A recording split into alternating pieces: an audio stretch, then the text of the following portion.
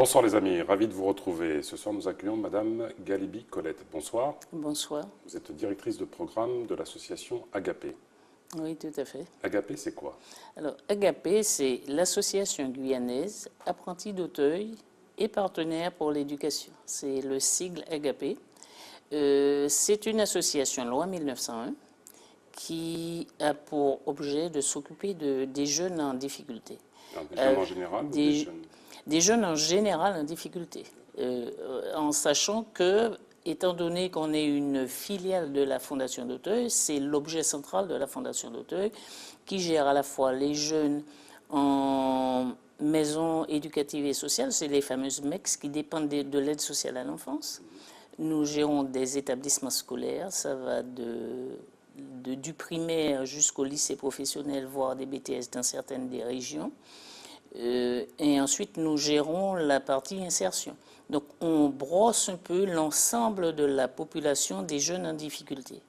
Ensuite, nous avons très rapidement mis en œuvre des actions vis-à-vis de la petite enfance, avec certaines régions qui gèrent des crèches, parce qu'on part de l'idée que plus on prend en charge les jeunes le plus tôt que possible, on évite justement la mise en maison à caractère social, on évite les dérives, socialisation, etc. Et enfin, nous gérons ce qu'on appelle les maisons de famille, parce que véritablement, très rapidement, on a vu dans la situation actuelle de la société la nécessité d'accompagner les parents, de remettre en place la filiation, le lien entre les parents et les jeunes pour éviter justement des dérives. On va y venir sur ces maisons de famille, mais en Guyane, vous êtes surtout connu pour votre assistance, votre aide, votre soutien aux jeunes Amérindiens ou à la population amérindienne en général. Pourquoi cette spécialisation d'abord? Alors, pas forcément pour les jeunes Amérindiens, pour les jeunes qui viennent des communes éloignées. Donc nous, on insiste qu'on ne s'occupe pas que des Amérindiens. C'est important de le préciser parce que vous êtes reconnu comme ça. En fait. Voilà. Pourquoi? Parce que bon, la situation est simple. Quand on s'est mis en place en 2014, il y avait un problème, le fameux rapport parlementaire qui demandait un certain nombre, un certain nombre de réponses par rapport à l'hébergement des jeunes. Et nous, on était sur cette problématique puisque véritablement à la demande de l'évêque. Il faut savoir que la Fondation d'Auteuil vient sur un territoire à partir d'une demande du terrain, et souvent par les évêques, puisque la Fondation d'Auteuil, c'est une fondation catholique d'utilité publique. La demande, il n'y avait pas de demande. Donc la première demande, d'ailleurs, c'était une reprise du FEJOC, à la demande de la mairie de Saint-Laurent, le centre d'hébergement des jeunes de l'Ouest. Et donc, de ce point de vue, on a travaillé sur ce dossier qui n'a pas forcément abouti. Donc nous, on s'est posé la question, est-ce qu'il fallait développer notre projet? Et l'évêque de Guyane nous a demandé, lui qui hébergeait des jeunes Amérindiens, nous a demandé de nous pencher sur cette problématique-là. Et ça tombait dans une période où l'État, la CTG, enfin tout un certain nombre de partenaires se posaient aussi la problématique de l'hébergement de ces jeunes. Où en est-on? Alors, on est aujourd'hui, en mars, on a inauguré, dans une période difficile, mais on a inauguré la maison ressources, ce qu'on appelle la maison ressources, parce que nous sommes sur un premier projet, ce premier projet qu'on appelle Prémisse, c'est ce fameux programme pour les mineurs isolés des communes intérieures qui sont scolarisés sur le littoral. Maison ressources, elle se situe où? Alors, la maison, sa vocation? La maison ressources est implantée à l'angle de l'avenue Charlery, en face de la fourrière départementale de la police, et en face à côté de la direction de la forêt Échoua. C'est en face de la piscine Malia-Métella, du jardin botanique. L'intérêt de la route de Baduel. En début, ça s'appelle l'avenue Virgile. L'objet de cette maison de ressources, à quoi elle sert? Alors, cette maison ressources sert, c'est une forme de guichet unique qui permet, quand le parent, parce qu'on s'était rendu compte que lorsque le parent arrive à Cayenne, il était un peu désœuvré, il ne savait pas exactement où aller. Et il venait inscrire son jeune. On a appris par la suite que ça coûtait très cher. Donc l'idée, c'est de leur permettre, quand ils arrivent sur le territoire de Cayenne, ils viennent pour être accompagnés par l'équipe Agapé. Alors, accompagner sur leurs droits, sur l'orientation. Donc, il y en a beaucoup d'entre eux ne savent même pas comment faire pour s'orienter. Vous les hébergez ou pas? Non, nous, on a opté pour travailler en partenariat. Donc, on ne propose pas d'hébergement, en tout cas pour l'instant, puisque cette maison, c'est un guichet d'accueil de jour. Alors ça, c'est le premier volet, l'accueil des parents.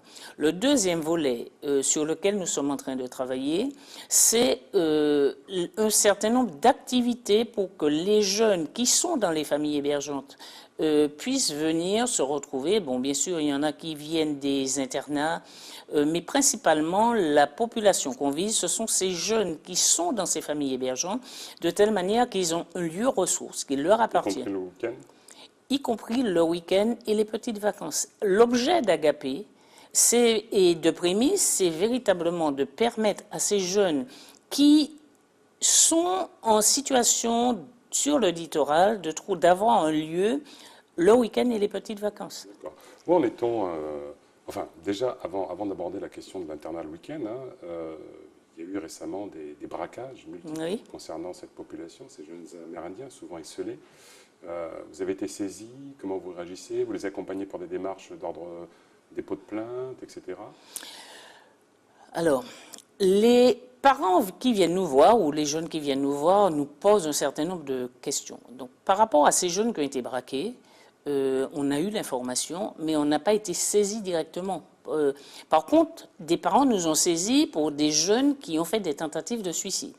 Et quand c'est cela, donc nous, il faut savoir qu'Agapé, on travaille en partenariat avec un certain nombre d'associations. L'idée, c'est pas de dire qu'on veut remplacer tout le monde, mais au contraire, de mettre en relation ces jeunes, ces familles. Donc quand il y a une problématique, on traite par le biais de l'assistante sociale d'Agapé, avec les parents, avec le jeune, et on essaye à ce moment-là de porter une réponse.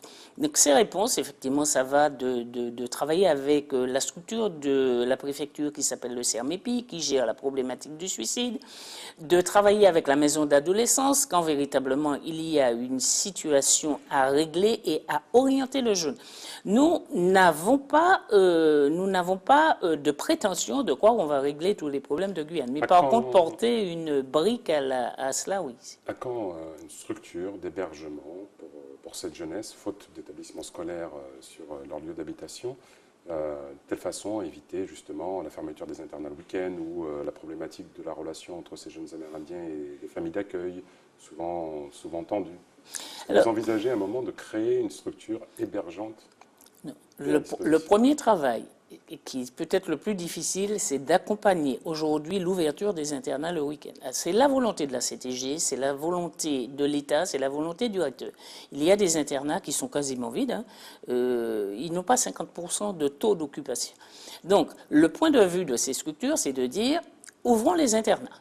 Donc, nous avons, dans la Fondation d'Auteuil, des internats et on a une pratique de ce qu'on appelle le projet éducatif d'un internat. Donc nous nous sommes engagés, puisque Prémisse, c'est deux volets. Donc on a parlé de la maison ressources et le deuxième volet, qui est d'ailleurs le premier, c'est l'accompagnement et la mise en ingénierie de l'ouverture des internats avec les équipes. Ça a été très compliqué parce que véritablement, il fallait l'accord cadre du recteur, ça a été fait. Et aujourd'hui, on va démarrer la semaine prochaine avec l'internat de Kourou, parce que c'est à la demande des chefs d'établissement. D'accord. Donc c'est parti. C'est parti. Madame mais ceci dit... le format d'émission est très court, on va déjà terminer. Donc en fait, c'est parti. C'est parti. Très bien. En tout cas, les jeunes Amérindiens, les familles amérindiennes et toutes les personnes qui viennent des communes isolées peuvent prendre votre attache. Totalement. Bravo, merci pour votre investissement. Merci. Les amis, les programmes continuent sur ATV Guyane. Quand il y a volonté, il y a chemin. À bientôt. Merci.